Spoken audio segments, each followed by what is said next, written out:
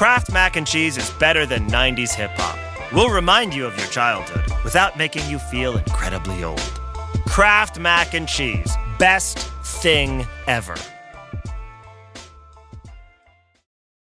This episode is brought to you by McAfee. Swimsuit, passport, phone with VPN activated. VPN? Cell phone service is going to be spotty on vacation, so we'll be using public Wi-Fi. Sounds sketchy. Exactly. The networks can leave your personal info, like credit card numbers, exposed to hackers. McAfee's secure VPN lets you browse and bank safely from wherever, whenever. Learn more at McAfee.com/online protection.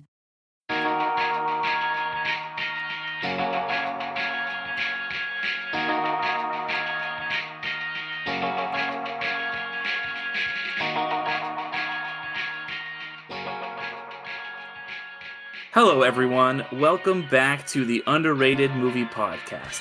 This is a podcast where we discuss films that are underrated, underappreciated, and ones that have gone under the radar and passed most people by. I am your host, Derek McDuff, and today we are going to be discussing the 2017 film from Joseph Kosinski, Only the Brave, based on the true story of the Granite Mountain Hotshots.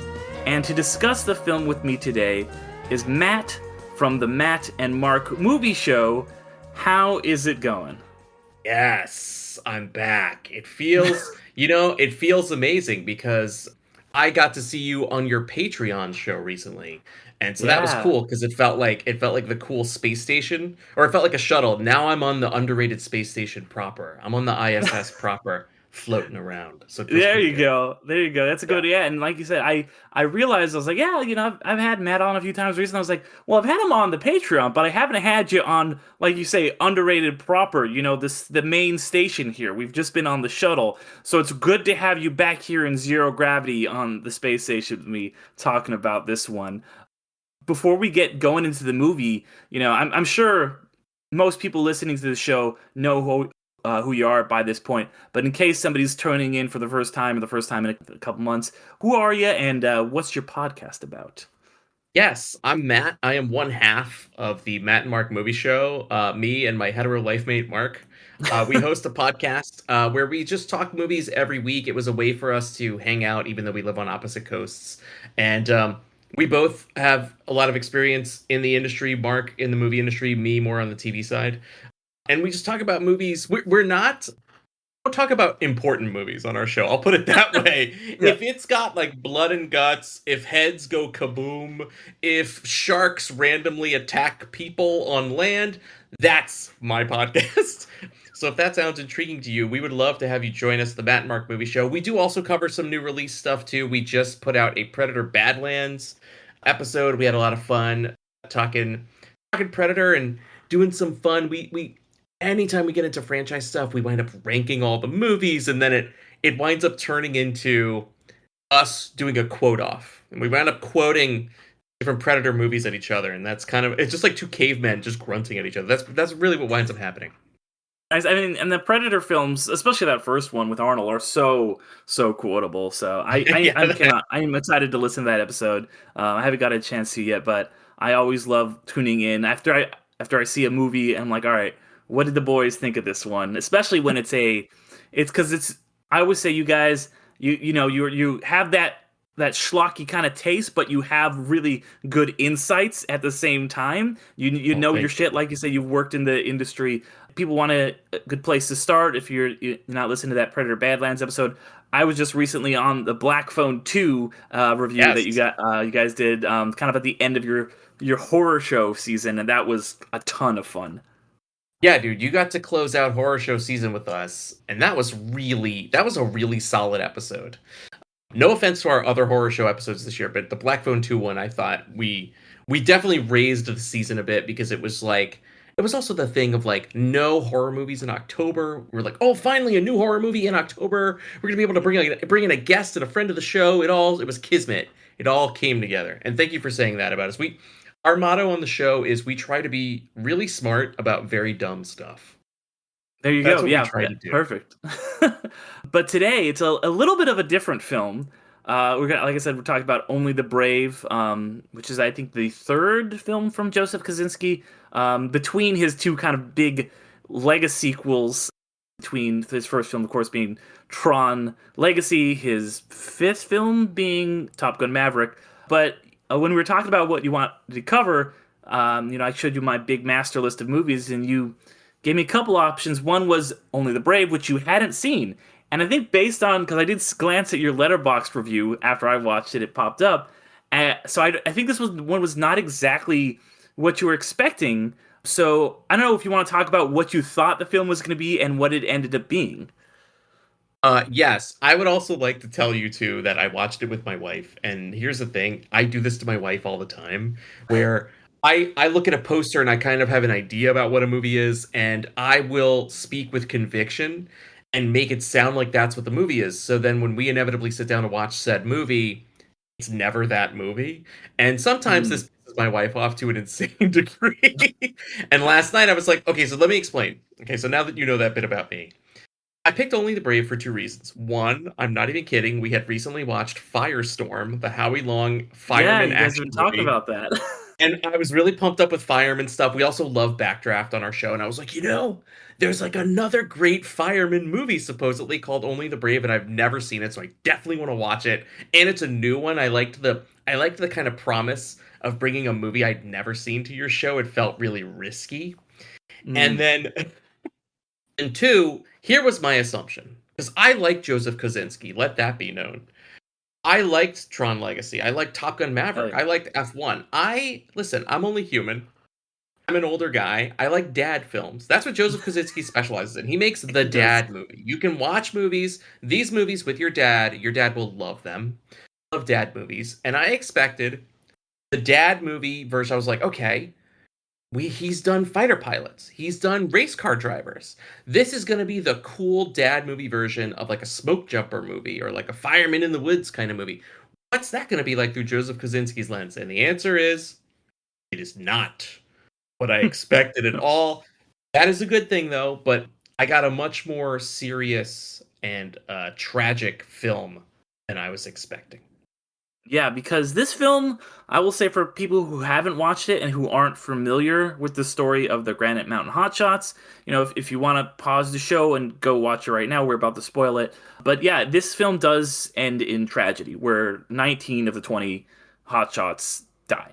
And a really wrenching scene, I felt like. And this is just a film that has a lot of real drama to it. There are some scenes where often it'll be Brolin, who kind of plays the boss firefighter, I guess, and he'll sometimes he'll be going at it with Miles Teller, but more often than not, it's him and his wife, played by Jennifer Connelly, and some of those scenes with the two of them, where they're just getting into like their philosophies of life and just them being like both recovered addicts, and how there's that scene where they're in the car and she's like, you keep feeding your addiction. You've just found a new drug, referring to him having to go and put his life on the line with these firemen, fight these fires, and just do this thing, which, because I'll say, the way I got into this film was my roommate works on a hand crew. His goal is to get on a hotshot crew.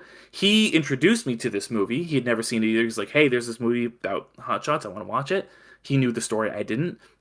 And you gotta be a little bit out there to be one of these guys. You gotta be a little bit of a daredevil, a little bit reckless, And so I think this really captures the state of mind of someone who would do this, someone who is heroic and lives their life in a very, very certain way. And whenever it would just be a scene of people like talking, having this real drama, or like running from fires or whatever it might be, I was so caught up in that. And especially the ending really, really hit me like a ton of bricks. Did you have the same experience? Yeah, 100%. And I will say this, and I touched on it briefly before, but I think it's crazy that Joseph Kosinski, again, if you look at his filmography and you know nothing about this movie and you don't do your research like I do, I'm so sorry. You would think that this movie glamorizes the life, right? Like Top Gun glamorizes fighter pilots.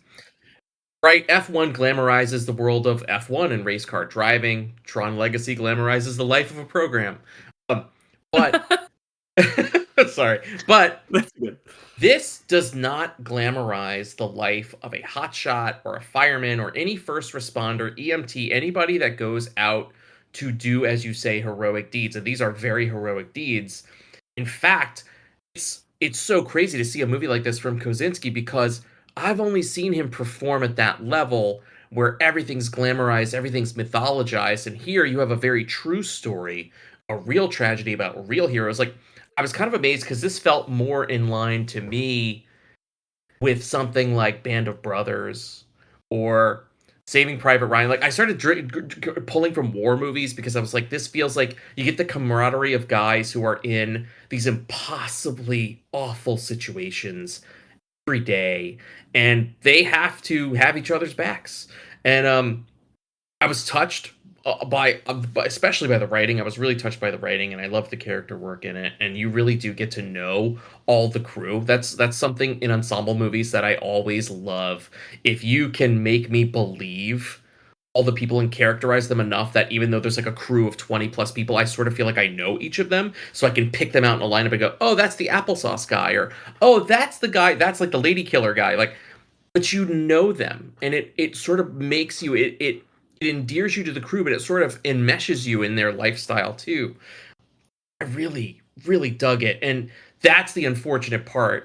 You say the ending hits you like a ton of bricks, and it did for me too, because again, I did no research, and I'm not a person who keeps up with news. I did not realize, I know it says at the beginning based on true events, but then many times that could be cribbed from certain things, right? Dramatized, right? I did not realize this was based on an actual horrifically tragic story.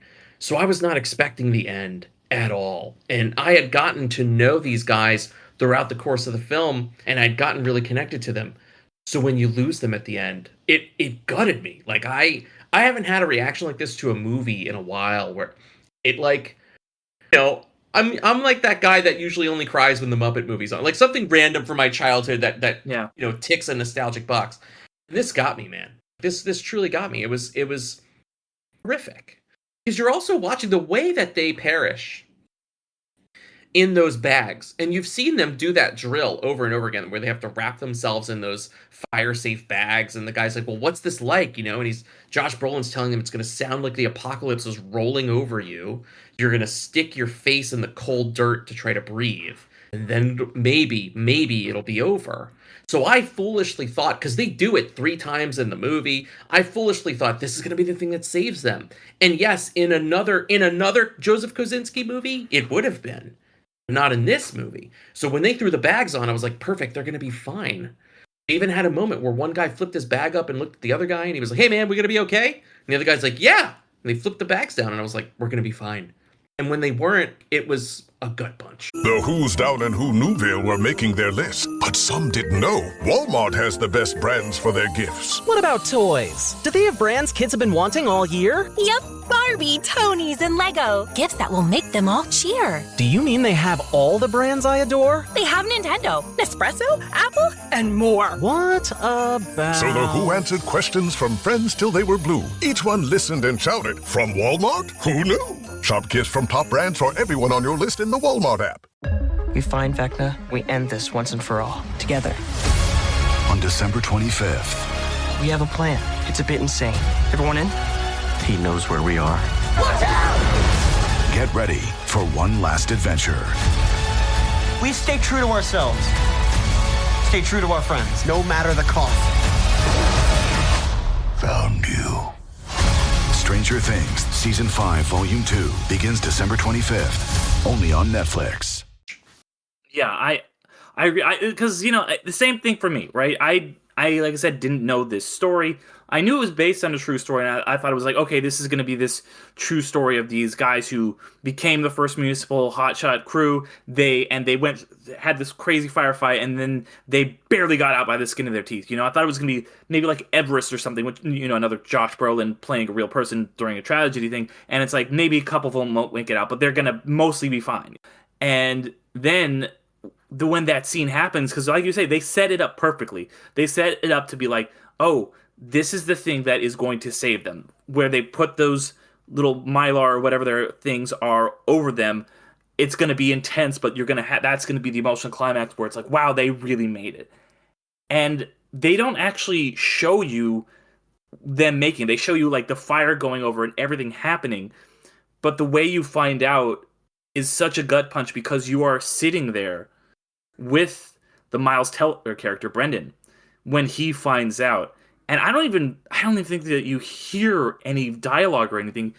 You just see him clutching that like big walkie-talkie, and then he just drops it, and it's just losing, and he's just drooling and crying, and then you start to cry because you're like, they're all gone. And then when he goes to the gym where all the families have gathered, because they've heard, words got around, there's only one survivor.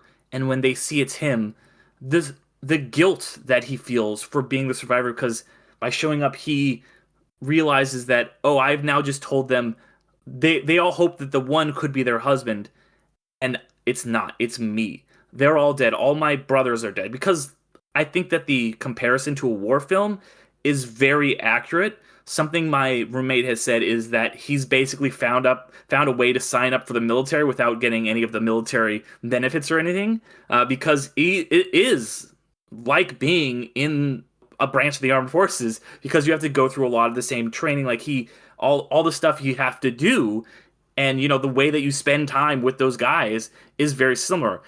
And you do get to come home a little bit, but as this movie really accurately portrays, not that much. And you can be like called away at a moment's notice if there's a fire, and I live in Southern California, so there are fires popping off all the time, just as there are in Arizona in this movie. So I think it really does a good job of conveying that emotion that these characters are feeling. And then when the credits start to roll and it just has this text that's very matter of fact, it was the biggest loss of life for firefighters since 9/11. And it has that quote from Brendan about him kind of moving on from his survivor's guilt, about how he's been honored by his brothers in arms. And then you start to see all the real pictures of the people that were in the movie. You'll see like Taylor Kitsch for a second, then it'll just cut to the real guy. And it really hit me, especially because I was like, because a lot of the actors are older than the people that are portraying. I was like, these guys were so young. Other than the soup, everyone was significantly younger. With the guy who was going to be his successor is the same age as me, 36. Everybody else was like in their 20s. And it was just so absolutely tragic. And I don't know, it really hit me. And I think that Kosinski is a lot of the times just thought of being as a big special effects guy, because that's how he got his start. A lot of his movies are very special effects heavy, and that's certainly in this. But he gets the human emotion too. 100%. And I love that you brought that up, because the fire sequences, again, in my brain before we hit that tragic final scene, I'm thinking it's going to be like the racing scenes in F1 or the flight scenes in Top Gun Maverick. I was like, ooh, the fire scenes are going to be really crazy. How is he going to achieve this? Is he really going to play them for thrills? The answer is, he doesn't. He exercises such restraint because he almost takes a grounded, almost like a docu approach, where like really the only time that you're getting anything flashy, like visually flashy, is for him to establish where the fire is and how big the fire is or how fast it's moving. That's it. There's never a classic Hollywood moment. Not to put Firestorm on the spot. Firestorm is a very fun movie, by the way. Yeah.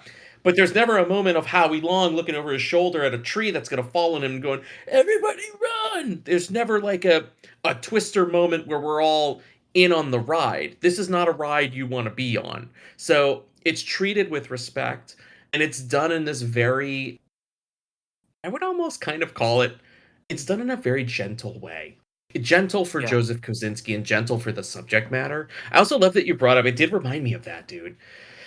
A little bit of a lighter note. It reminded me of what I used to call the You Are There movies. Like, welcome to the thing that you're on. Like, I remember there was a stretch in the mid-2000s where we had like movies like Everest, right? We had movies like The Walk with Joseph Gordon-Levitt, where he's crossing the World Trade Center on the trapeze. Deepwater Horizon was another movie like this, where there was a real life fire on the oil rig, and Captain Phillips was another movie like, oh, our ship has been taken over by Somali pirates. Like, there were like a bunch of these in succession, and it really puts you into these real world scenarios. And I remember seeing these movies in IMAX. And me and my friend had started to call them the You Are There movie. Do you want to experience what it's like to be on an oil rig that's on fire in the middle of the ocean? Do you want to experience what it's like to climb Everest? And this I always thought of as one of those movies. Like, it was the one I missed. I was like, oh, it's the last of the You Are There movies. No, it's so much more than that. But I could imagine this being... I do regret not seeing this in the theater. I think you should always see any movie in the theater. But I do regret not seeing this in IMAX. Because I saw all of those other You Are There movies in IMAX, and truly, I felt as if I was there, right? And I can only imagine not only the fire stuff and the excitement of that, but the drama. I feel like he really captures real people in this. The actors did such a tremendous job. Taylor Kitsch, I gotta say, I was never a big fan of him in his day. As I look back and watch his movies like John Carter and this, even his controversial season of True Detective, I really like the guy. I keep looking back, I'm like, what an actor. And he's got a great character in this. You hate him at the beginning, and then before you know it, he's Uncle Mac, and he kind of becomes your favorite character in a way. Yeah. Awesome ensemble. Brolin always brings it. Connolly broke my heart, dude. I have not heard a real guttural wail from an actor like that since Toni Collette in Hereditary, when she gets that news and Toni Collette just wails and it cut through my theater like a chainsaw. Here, the same thing when Jennifer Connelly gets the news, man, and she comes out and she just screams. Dude, it sent a fucking fault line through my apartment. It was like, I really felt it. Her performance is fantastic, because, not to take away from what she's doing in Top Gun Maverick, but I was like, oh, that's so cool that I get it, she works with Joseph Kosinski, and he's like, hey, let's bring you into Top Gun Maverick. Because in Top Gun Maverick, she's kind of not given much of a character. She's there really to be eye candy and be like, hey, I like Tom Cruise and I like what he's doing. In this movie, she's here to fucking act, and she does it. Yeah, it's interesting because, you see him bring on both Connolly and Miles Teller into Top Gun, and then he brings Bridges from Tron Legacy into this. So he clearly has his guys that he likes to work with. But I think you really have a point with the Connolly performance in this, because I think it's a very, very big role, but it doesn't feel like she's being showy or emotionally untrue, because it is just a devastating moment, and she plays it so accurately. And I feel like Connolly is one of those actresses who doesn't get the respect that she deserves. Like, people always talk about that fake tear in Blood Diamond, when that's just something Ed Zwick decided to put in, or whoever decided to put in. She still has an incredible performance in that and in this. And I think, honestly, if there's some alternate reality where this movie does really well, where we don't have to talk about it on the Underrated podcast, I think she gets nominated for an Academy Award. And I think so does Brolin, and possibly maybe even Bridges and Teller, because there are some real powerhouse performances. Like you said, even Kitsch is good in this. I think Kitsch is one of those guys. I like him in John Carter, but I think he's much better served in this, because he's one of those guys who's just really good looking, that Hollywood decided is like, oh, you're a good actor and you're good looking. You will now be the next thing. You will now be the leading man. We will now be in Battleship and all these movies. And it's like, no, just because he's good looking and a good actor doesn't mean that's the role he's served for. He's much better as like an ensemble, as a supporting character, a very funny performance, much less stoic than he would need to play in some of those other roles. So I think this is definitely an example of Kosinski feels like he's a real actor's director who knows how to best utilize his people. So yeah, I was really a big fan of all theirs. And like you said, it would be so cool to have seen this in IMAX. That would have been incredible. Kosinski films are always incredible in like IMAX or Dolby, those big formats. I saw F1 in I think Dolby, because I was like, hey, I know this is going to be free on Apple, but I want to see this in the theater where my seat is shaking and there's just a huge screen in front of me. And this would have been so cool like that. But unfortunately, I didn't see this in the theater either. And in fact, barely anybody did. This movie made no money. It was a humongous bomb. Did not even come close to making its budget back before, you factor in advertising. So my question then is, why do you think this was such a dead on arrival release? I don't know. I was wondering that too, and I wondered if it was kind of, I think, maybe unfairly grouped in. I think, didn't American Sniper come out like the year before? I think it was maybe unfairly grouped in with like a wave of movies that was like, for lack of a better word, they were very middle America movies. And I think at the time the cultural tide was shifting. Not to be this guy, I know I'm throwing a lot of fancy terminology out at the audience. Yeah, but honestly, think about it. I think at the time the tide was shifting, and we were trying to be definitely way more progressive and a little more dangerous and a little more original and free in our art and in our culture and our TV and our pop culture especially. And I think this movie just had the unfortunate. It's just timing. I think it was timing. I think people were like, is this a middle America movie? And then for some reason, middle America just didn't show up. I have a feeling, or not a feeling, but I have a theory that if your movie has a country western bar or a country western song scene in it, it doesn't perform the way that you think it should. And this movie does. In fact, it has a very strange scene where Jeff Bridges kind of sings a country song. Right, you have it on one end where he's in Crazy Heart and he wins an Oscar for it, but here it was a little weird, and that to me was the only time it felt a little like we're making a play for the Bible Belt, we're making a play for this section of the audience, and for whatever reason they didn't show.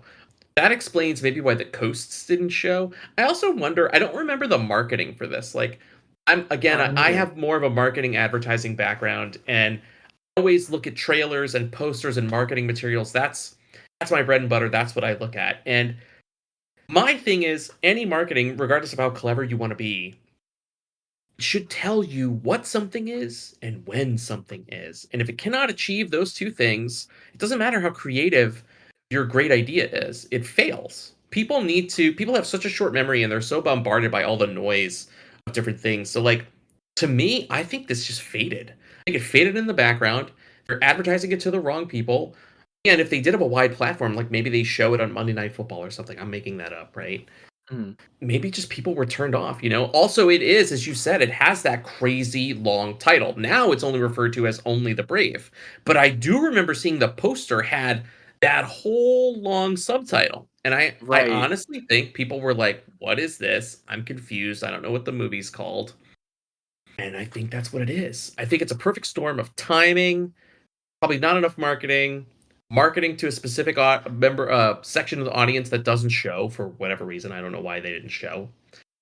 Yeah. And when you put those three things together, when it comes to your movie, and it's a shame because this is a fantastic movie. And I can't believe that, like, no one's talking about this. It feels like a movie that should be showing up on people's top 10 lists or like reappraisals, like people sort of being like, hey, I think maybe you need to like look at this. Like, I don't see anybody talking about this movie. Yeah, same here. And yeah, I think you have a lot of good points there. This comes out like 3 years after American Sniper. That was 2014. But in that same general time period, you know, so like this comes out in 2017, which is, you know, I think, as you put it, like those kind of middle America movies, or I would call almost like purple film. You know, it's not quite a red state film. It's not a blue state film either, which makes sense. It's set in Arizona, which is itself a purple state. So it's kind of like, who do you market this to? How do you market it?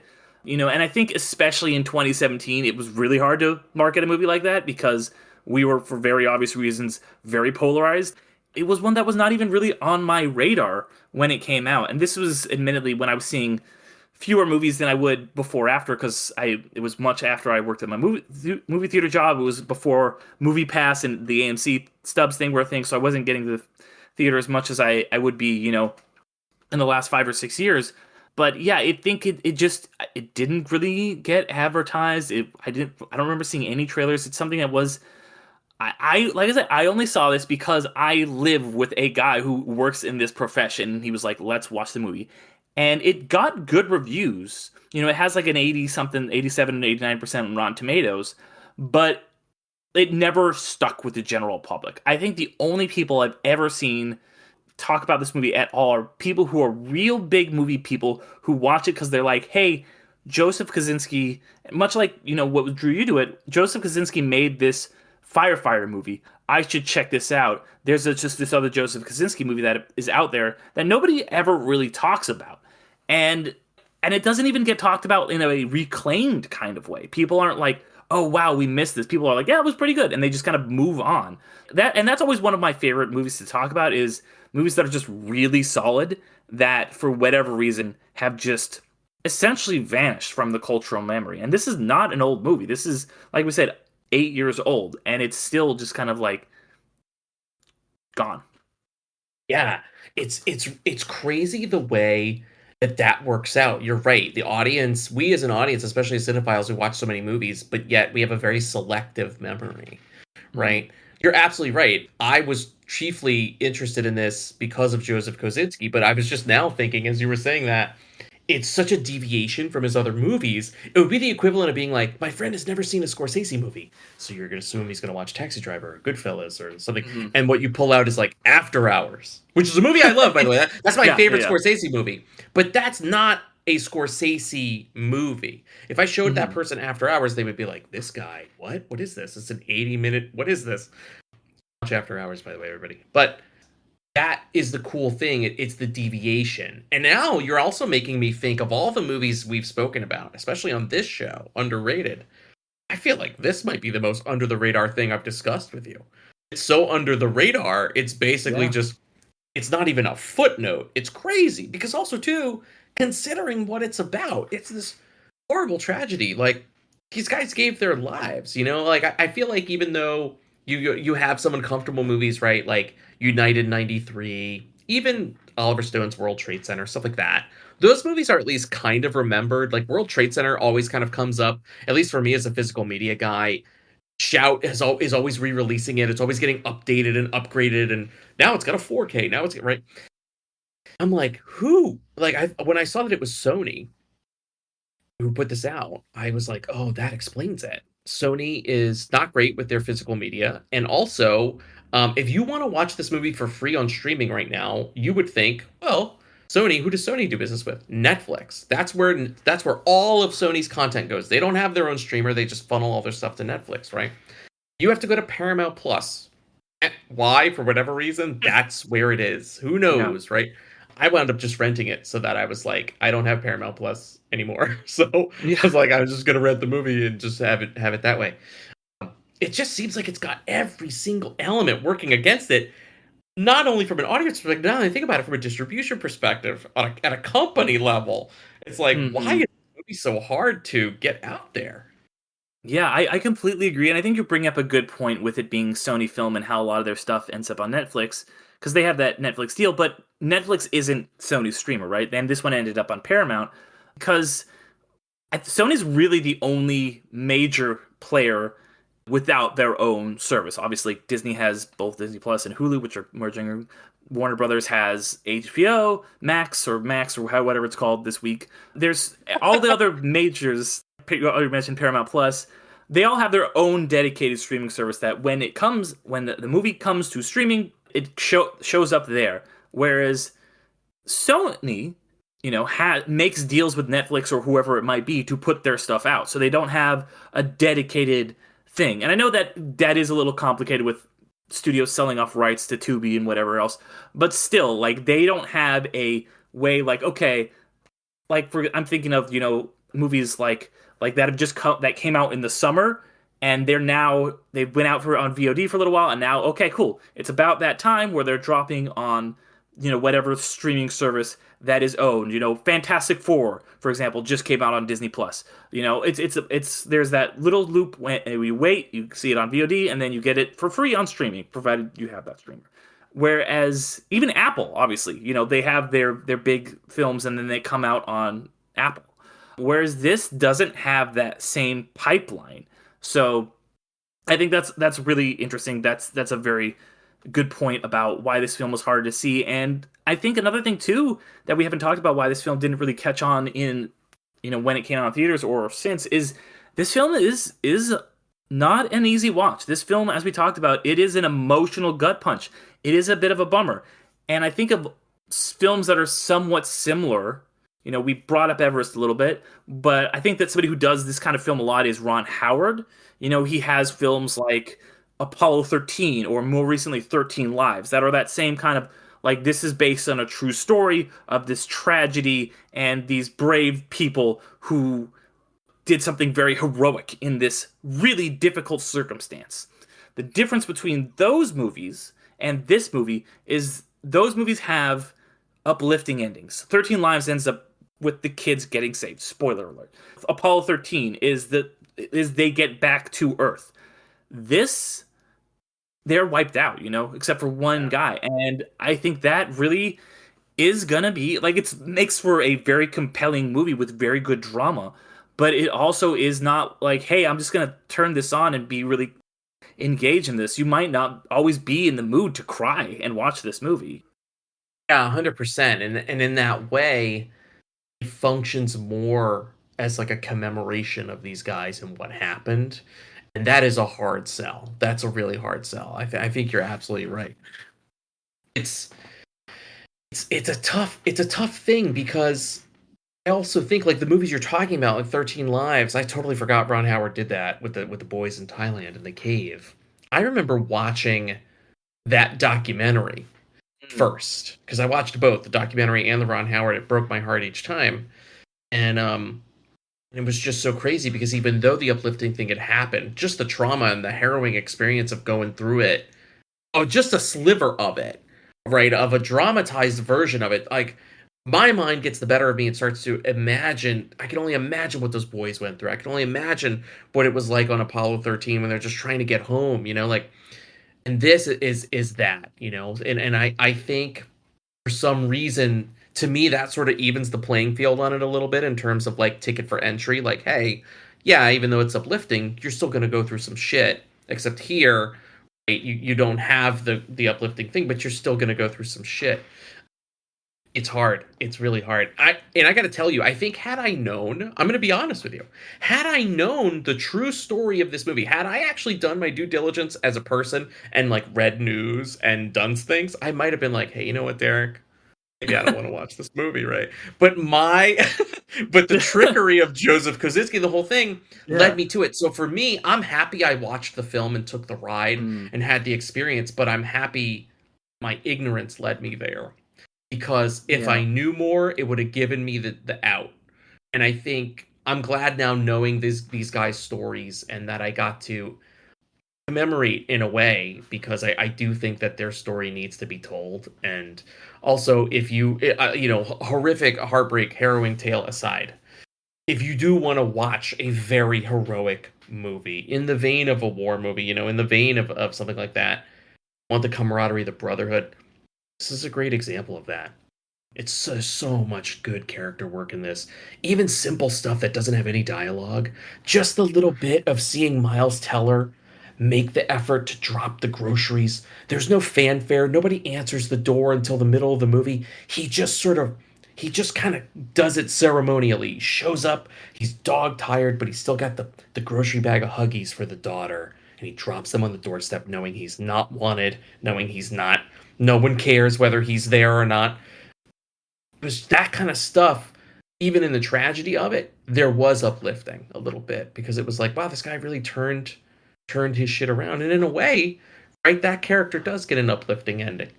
Yeah. And I also like, too, that it does end on that sweet, it is bittersweet, but that note of the tree, right, that it's now been turned into that memorial. And that's where they took the famous picture where the hot shots are in like the human pyramid kind of thing. And I love the simplicity. That's just like good filmmaking. Like, hey, now we're going to see Miles Teller with his daughter. So we get the sense that time has passed. She's a little older. And they're going to just kind of be like, she's not climbing the tree or bored. They're kind of helping to dust off all the remembrances and the framed pictures and the medals and things that are hanging from the branches. It was like a really sweet scene. But yeah, it is a gut punch movie. Yeah, and I love that you brought up the tree because that is such an important piece of the movie. It's so important symbolically that this is this thing that it's just like on one level it's just a tree, but it's also this thing that is so important to the community, and they just it's a little bit hard to picture, like, okay, we're going to save this town over here. You actually get to see the fire coming at them saving that tree, and then you see the immediate impact of what that means to people, because after he gets that snake bite, he goes to the hospital, and the nurse says something along the lines of, "Oh, my husband proposed to me at that tree." So you know how important it is, and then when it comes back at the end, and they're all memorialized at this piece of history and culture that they saved. I think that's so impactful. I think, once again, because of his background in working in a lot of computer generated stuff, he is such a visually smart director. There's little moments in this that do such heavy lifting that are they don't even call your attention to it. They're so subtle, but there's a moment at the beginning where they haven't gotten their hotshot status yet. They've just been cutting line and doing all this stuff. They are grimy and dirty. And then they're like, okay, Josh Brolin's like, we're going to do this. We have this plan. The hotshot crew shows up and they're just basically like, fuck you guys, hit the road. And you see Prescott firefighters just covered in grime and dirt. And the new crew running in, just wearing these bright yellow outfits. And that lets you know these guys are the real deal. These guys are really working. The Granite Mountain Hotshots, who they would become, they are in the shit. And another thing I wanted to talk about, because I know we talked about Jennifer Connelly and her amazing performance, and I think that goes a long way, because we compare this to a war movie. I think one thing that war movies not criticized for, but are often, it's a note that, hey, these movies, they're not passing the Bechdel test. They don't have a lot of great female representation because those parts didn't really exist. There's that whole thing about in Saving Private Ryan, there's like one woman with three words that she says, something like that. This gives a real substantial part to a female character, and it's not like they just invented her so that she could be in this movie. This is based on a real person who, went through this. It gives you the context of, these are the people who survived. These are survivors who had to watch their husbands and the people they loved go through this and perish ultimately. And we talked about how they have these big blowout fights throughout the course of the movie, but they also have these really tender moments. And one of my favorite pieces of the whole film is when Brolin's coming home and he's just fucking pissed. He's like, he thinks he just blew the trial. He's just so mad. And Connelly's just like, hey, I peed my pants today.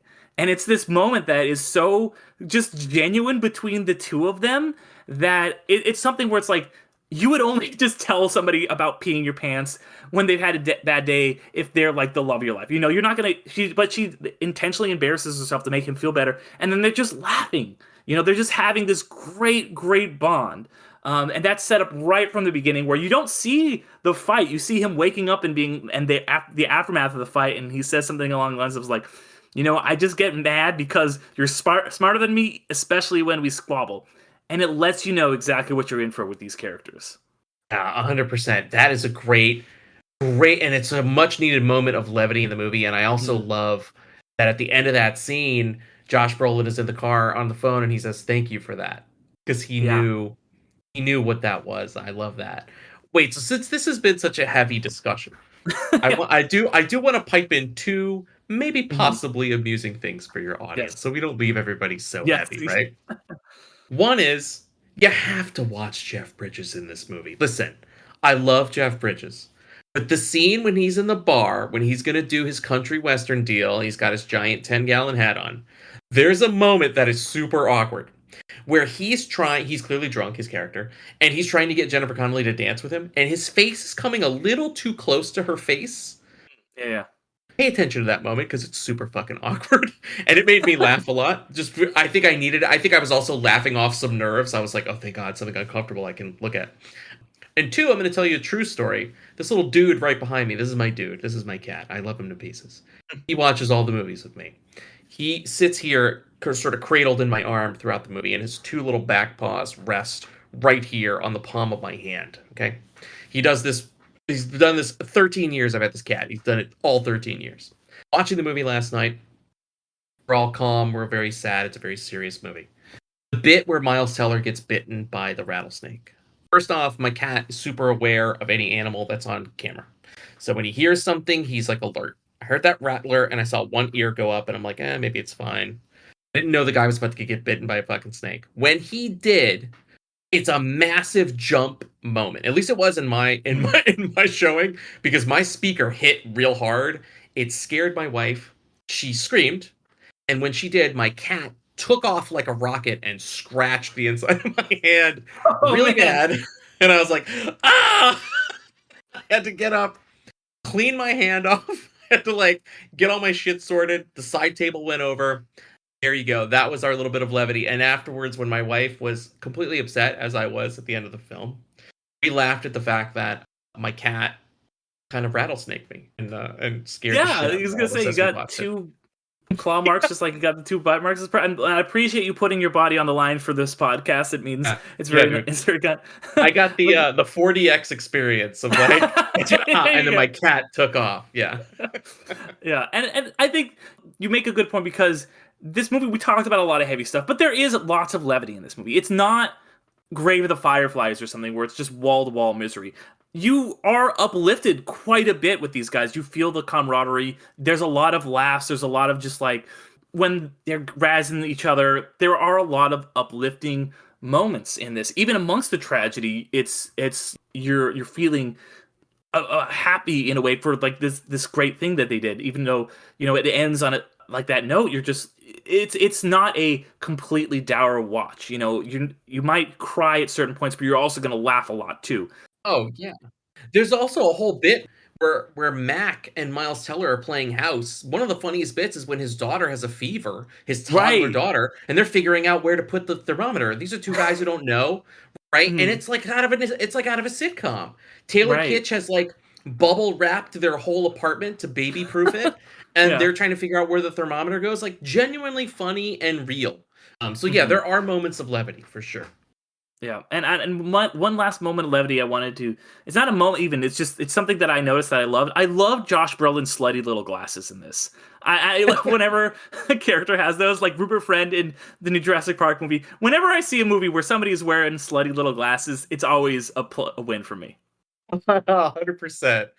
I also appreciated the real guy. They show the real Marsh guy at the end, and he also had the same glasses. So I was like, look at that attention to detail. They were like same exact glasses, same exact mustache. So good job. Good on him. Yeah. Any last thoughts on Only the Brave here? Just this. I just want to say, and I'm dead serious. I want to say thank you, Derek. Thank you for giving me a reason and an excuse to watch a movie that I think, had I known the least bit about, I would have chickened out on. And I'm so glad that I took the ride. And this podcast is the reason, because this podcast truly does such a great service, because it shows you movies that have been forgotten or weirdly like just kind of like existing in some other dimension. I don't know how these movies get overlooked. This is one you should not sleep on. I feel like sometimes, you're like, oh, I've heard of that movie, or I've heard no one's heard of this. Go watch this. Well, thank you. Yeah, because that is basically the whole mission statement here. Might not always be great for my analytics, but I think, it's something that I really enjoy doing. Analytics are all over the map right now, Derek. Don't pay attention to the numbers, man. Don't even look at those. Yeah. But yeah, man, this has been super fun. My last question for you, as you know, I always like to end with a question. We talked a lot about how this is based on a true story. We talked about some other true stories, all these heroic tales. If you, Matt, because I know you're a writer, if you were going to write a film that was based on a true story, a true event, what would you make it based on? I have thought about this for a really long time, just in my real life and in my working life and my creative life. I am fascinated, especially as I live in NorCal right now. I am fascinated by earthquakes. I've always been fascinated by earthquakes. I still don't think we've gotten a great 1906 earthquake movie. Ooh. I think that was an absolute... It gives you everything. Yes, you could go the Roland Emmerich route with it. You could go the more serious... I think if I were to tackle a real-life event like that, I think I'd want to try my hand at the 1906 earthquake movie.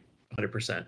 That would be cool. I would love a Matt penned 1906 earthquake movie. That sounds rad as hell, dude. That's interesting. Yeah, dude. Either that or the Great Chicago Fire. I feel like we have 2 massive moments in this country that are sort of weirdly missing from cinema. And I think they're just ripe, ready to be explored, especially with today's technology and budget and effects and stars. there's a potential Titanic just hiding right here. You could have it. There you go. So look for that in theaters by 2029, folks. But yeah, Matt, thank you so much for coming on. This was an absolute blast. One more time, if you want to shout out the Matt and Mark Movie Show and where people can find that. Thank you, sir. Yes, we're the Matt and Mark Movie Show. Do check us out. Like I said, we have Badlands. We have the great Derek closing out our horror show season with us for Black Phone 2. We're on all the platforms. Just look for us at the Matt and Mark Movie Show. And if you're on the TikTok, I have a new TikTok. I was avoiding it for a while, but I'm back and under a new name. It's called Matt's Movie Shelf. So check me out. I'm doing mostly it's dedicated to physical media and my movie shelf. If that sounds the least bit interesting to you, I'd appreciate a follow. Check me out. Yeah, and I will say, I already shouted out your podcast, your TikTok. It's good stuff. Like I'll be scrolling, and every time I see it, I'm like, all right, what do you have to say about this Steelbook? What has Arrow Video been doing recently? I am always down. There's some drama that happens sometimes. I know there's been things about companies getting bought out and what's they can do. So I am always very interested. I'm a big physical media person too. I saw this meme where it was just like, oh, the physical media really brings a vibe of not paying for everything indefinitely that the movie companies don't love. So I appreciate a good physical media. Good meme. I like it. I approve. But yeah, anybody out there, if you're listening for the first time, I would love you to subscribe, rate the show 5 stars. That really does help us out quite a bit. I do a few other podcast things as well. If you want to check out the Midnight Film Society, where me and my buddy Damien will break down more recent release stuff every other week, movie trends as well, all over there. I have a Patreon as well, where I do a different podcast series every year. Matt was actually on the finale, as we kind of alluded to earlier, of last year's, which was Across the Second Dimension. We got to talk about Friday the 13th Part 3 and talk about how it worked in 2D, and if it worked in 2D, that was a ton of fun. Like, I would say anybody out there, I mean, I think it's worth the $3 a month just for that. 100%.